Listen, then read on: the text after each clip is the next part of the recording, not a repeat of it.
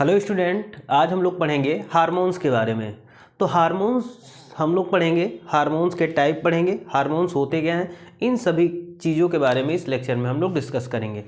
तो सबसे पहले हम अगर बात कर लेते हैं हार्मोन्स की, तो सबसे पहले हार्मोन्स की डिस्कवरी किसने की थी, तो आइए देखते हैं। English physician E.H. स्टार्लिंग, एक इंग्लिश फिजिशियन थे जिनका नाम था E.H. Starling, discovered in the collaboration with physiologist W.M. Bayliss, ठीक है, सेक्रेटिन फर्स्ट हार्मोन्स इन 1902, ठीक है। तो देखो, दो साइंटिस्ट थे, एक फिजिशियन थे E.H. स्टार्लिंग और दूसरे थे W.M. बेलिस, ठीक है। इन दोनों ने मिलकर के सबसे पहले हार्मोन्स की डिस्कवरी की थी 1902 यानी 1902 में, ओके। उसके बाद में हार्मोन्स की बात कर लेते हैं। तो hormones is a chemical substance which excreted at a one place in the body. तो हार्मोन्स क्या होता है बच्चों, एक केमिकल सब्सटेंस होता है जो कि हमारे बॉडी से किसी एक प्लेस से या एक जगह से निकलता है, ठीक है, इन the body and regulates specific metabolic reaction at another place, ठीक है। तो जैसा आप जानते हैं हार्मोन्स हमारे लिए कितना इंपॉर्टेंट है, हमारे बॉडी में डिफरेंट हार्मोन्स निकलते हैं, है ना। तो ये बॉडी के डिफरेंट पार्ट से निकलते हैं, है ना।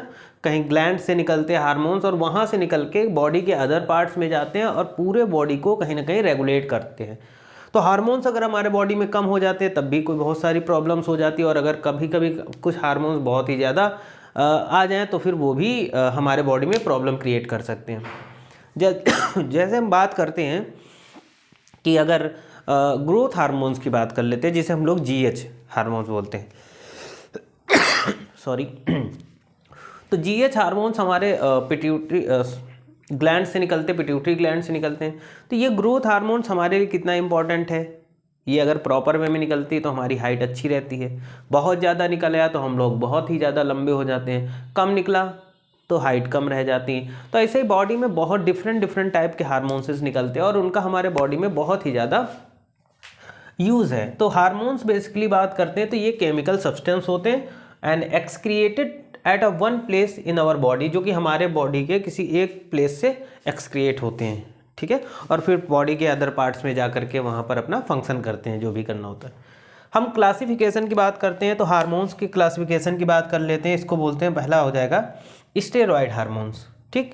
सेकंड आ जाता है प्रोटीन हार्मोन्स, या फिर इसको हम बोल सकते हैं नॉन स्टेरॉयड हार्मोन्स। तीसरा हो जाता है एमीन हार्मोन्स, ठीक है। तो हार्मोन्स को तीन पार्ट्स में डिवाइड कर दिया गया। Number 1 steroid hormones, number 2 protein hormones या नॉन स्टेरॉयड हार्मोन्स, और नंबर 3 जाता है एमीन हार्मोन्स। तो हम बात करेंगे आज स्टेरॉयड हार्मोन्स की। तो स्टेरॉयड हार्मोन्स की बच्चों अगर बात कर लेते हैं तो all steroid hormones are 4 ring system derivate. जितने भी हमारे स्टेरॉयड हार्मोन्स होते हैं वो 4 रिंग सिस्टम डेरिवेट्स होते हैं, ठीक है।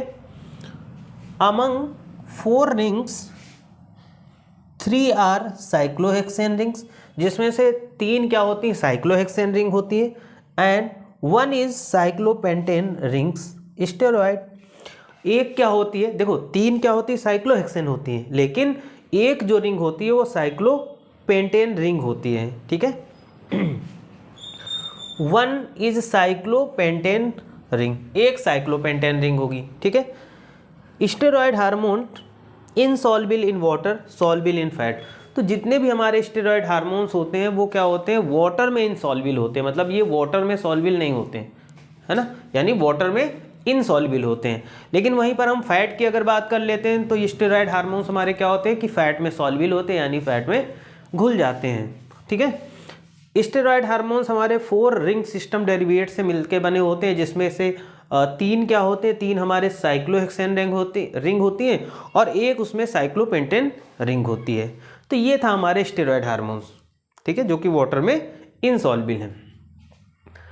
अब स्टेरॉयड हार्मोन्स को फर्दर डिवाइड कर दिया गया, किसमें, नंबर 1 बात कर लेते हैं हम लोग सेक्स हार्मोन्स की। सेक्स हार्मोन्स की बात करेंगे, जिसमें से आ जाता है मेल सेक्स हार्मोन्स, और मेल सेक्स हार्मोन्स होता है टेस्टोस्टेरोन, ठीक है।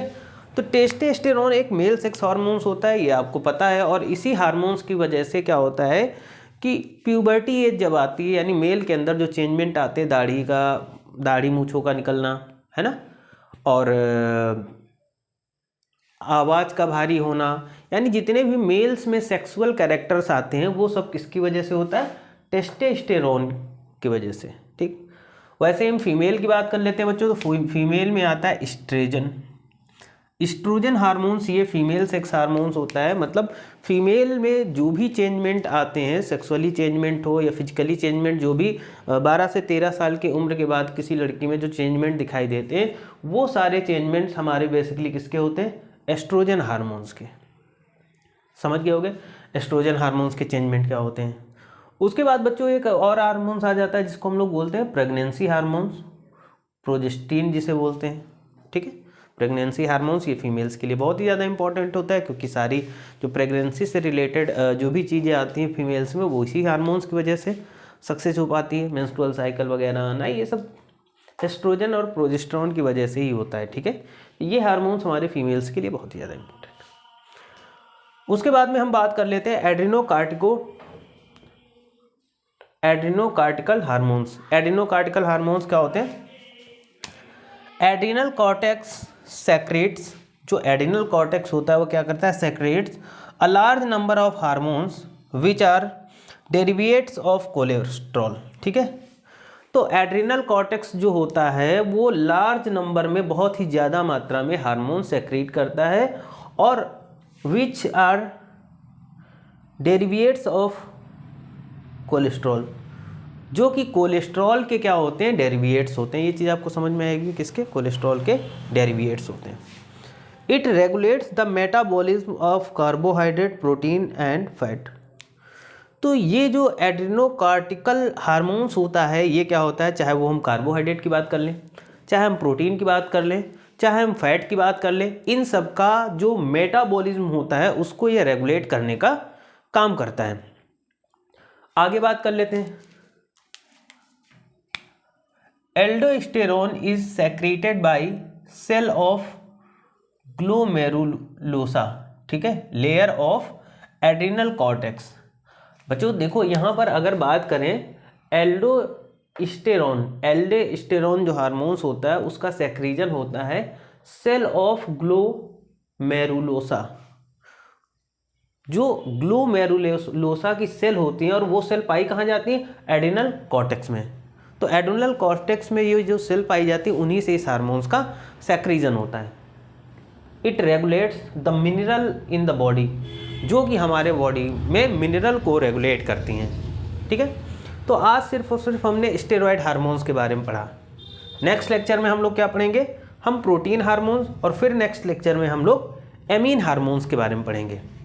तो ये आपके क्लास 12 बोर्ड एग्ज़ाम 2024 का एग्ज़ाम है ना, उसके लिए बहुत ही ज़्यादा है। तो चैप्टर हमारे बायोमॉलिक्यूल से, यहाँ से हार्मोन से क्वेश्चन पूछे जाते हैं, तो इसको नोट कर लीजिएगा और समझ लीजिएगा। इसमें बहुत ही ज़्यादा डिफ़िकल्ट नहीं है, थोड़ा सा इजी है, आराम से आप समझ लीजिएगा। लेक्चर को आप 2-3 बार देखिएगा। और इससे पहले अगर आप चैनल पर नए हैं तो चैनल को सब्सक्राइब करिए, वीडियो को लाइक और शेयर कर दीजिएगा। Thank you for this class.